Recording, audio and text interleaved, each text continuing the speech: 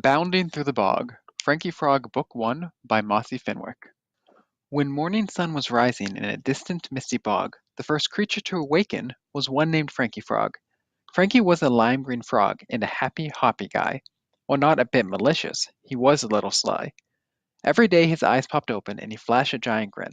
Frankie always was excited for each morning to begin. There was so much to be doing in a misty morning bog, maybe jumping, maybe swimming, maybe croaking on a log. But he did that many mornings. Frankie wanted something new. His grin got a little crooked as he wondered what to do. While Frankie was a frog of good 9 mornings out of 10, Frankie just had a feeling morning 10 was here again.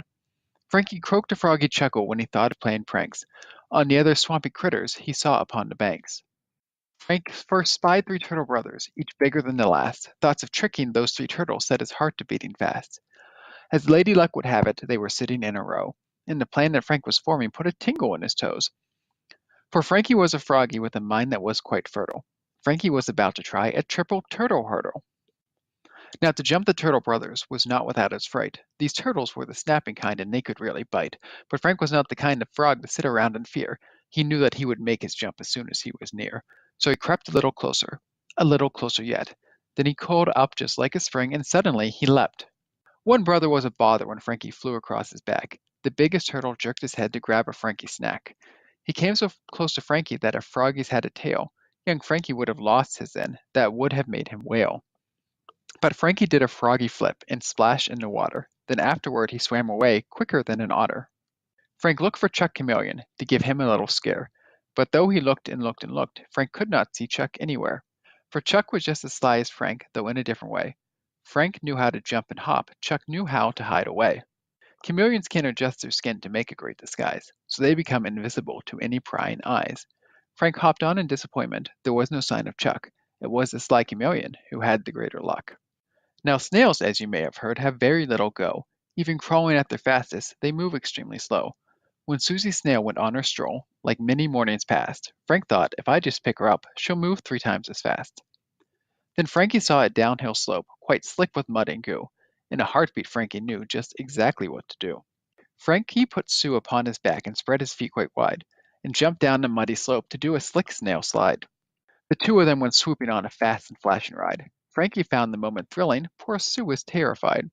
When at the end Frank put Sue down, he felt some kind of grime. Sue got the last laugh, leaving Frank dripping in wet snail slime. All this work caused Frank to need a little bit of food. Something tasty, something risky would really suit his mood. Some honey fresh from in the hive, that would surely please. Frank took a look around him and spied some honeybees. He watched them go into their hive, his appetite was spiced. Frankie knew the time had come for a hopping honey heist. All frogs are really nimble, and Frank more so than the rest. All his skill would be required to take honey from this nest. Most bees will guard their honey with a back and neck and sting, and Frankie did not want to have the pain a sting would bring. But his hunger for some honey pushed him to take a chance. Ever closer to the honey, he hopped from branch to branch. The tree trunk hid him from the bees, which Frankie thought was best, until he peeked around the trunk close to the honey nest. Then he leapt and grabbed some honey like a lightning bolt of green. He moved so very quickly that he barely could be seen. But Frankie was about to find that bees are hard to trick. Several dozens formed into a swarm and followed him right quick. Frank sped along the longest branch, the swarm of bees behind. A way to save his lime green skin he had to quickly find. Then in a flash, Frank had his plan. He gave a mighty croak. It shocked the bees just long enough for Frank to take a soak. He dove clean into the water and hid safely in the deep. No bees had ever learned to dive. Frank's snack he could now keep. His honey was a wee bit damp, but that he could forget. When you're a froggy in a boggy, soggy food is what you get. While Frankie licked his fingers of the last small bit of sweet, a brother and a sister came on silent padding feet. The children were out hunting for some creatures great and small. If their mother would allow it, they'd surely catch them all.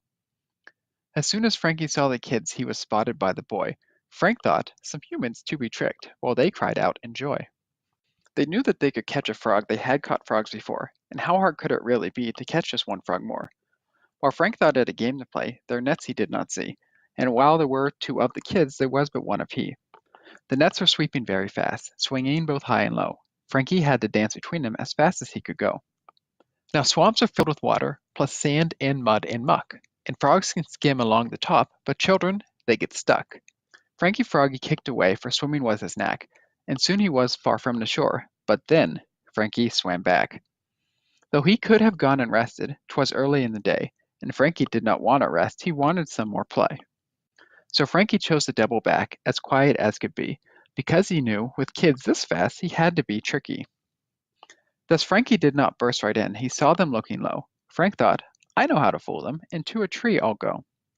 Frank sat on a branch above the kids as they slogged through the slime, but one thing he did not know was that these children too could climb. Frank croaked a croak of victory, watching them on the ground. The kids looked up in delight, the froggy had been found. The girl began to climb the tree. The tension was now taut. When she climbed as high as he, Frank surely would be caught. Frank hopped up from branch to branch, as high as he could get, but he forgot that trees and swamps were often very wet. When Frank leapt to a slender branch, his rear feet lost their grip. He nearly tumbled down right then with that unlucky slip. Poor Frankie was just hanging on, his legs were swinging free. Unless his luck changed really quick, he'd fall right off the tree. But Frank had one more tool to use, because he was so tricky, and he knew that a frog's tongue is very, very sticky. With grabbing hands and pushing feet, and the help of his tongue, Frank scrambled up the branches until he reached the highest one. So Frankie made it to the top, but the girl was close below. With down right out and no more up, now where was Frank to go? Then Frankie had a memory that just might save his hide, an event he now remembered as the rapid robin ride. When Frankie had been very young, just 4 months past an egg, he snuck up on a nearby bird and grabbed him by the leg. The robin flapped his wings and flew with Frankie into the sky. When Frankie could no longer grip, he fell from 6 feet high. Young Frank was not so agile then, he landed with a thud, but he also was not fragile, and he fell into soft mud. If he could ride a bird again, perhaps without the drop, that might be a way that he could escape from the treetop. But Frank had grown a lot since then, a robin would not do. He must seek out a bigger bird, like maybe a cuckoo. Cuckoo is what the cuckoo cries, that's how they get their name. Perhaps if Frank tried really hard, he might sound just the same. Though Frankie tried his hardest, it sounded more like croco. Still, a cuckoo came thinking maybe a friend had played a joko. When the cuckoo came near enough, Frankie did not tarry. He got aboard the bird for a crafty cuckoo carry. Thus Frankie made his getaway by riding on the bird. The girl had never before seen a thing quite so absurd. The boy and girl knew that they could not catch a flying frog. They decided that it was now time for them to leave the bog. Frank saw the kids head home and thought, where is the fun in that? As he wondered what to do, he saw the boy's cool cap. The children surely would be shocked to see him reappear and snatch the cap from the boy's head to have as a souvenir.